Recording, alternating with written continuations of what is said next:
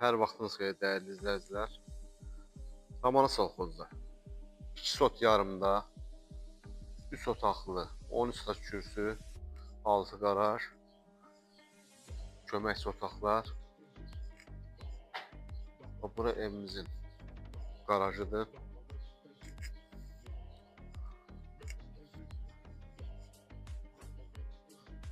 Burada köməkçi otaqlar gördüyünüz kimi.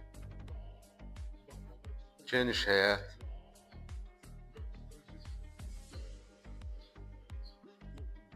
Baxaq içərisinə. Ətraf tam yaşayış gördüyünüz kimi.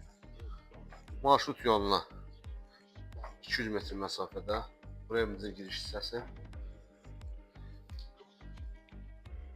Burada mətbəx. Evimiz tam təmirlidir, pamuk xətti çəkilib. Qaz, işıq, su daimi. Burada bir yataq otağı.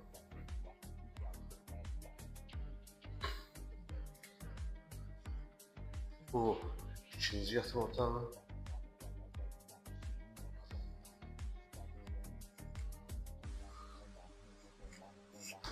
Burada sanuzel.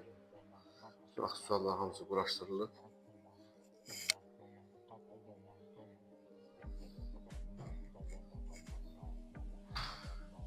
Burada ise evimizin qonaq otağıdır.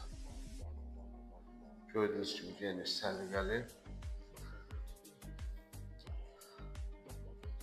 Değerli izləyicilər, evimiz 2 sot yarımda Ramana Sovxozda. Qiymət 68.000 manat. 3 otaqlı evdir. Tam təmirli. Geniş həyət. Buyurun gəlin, sahib olun.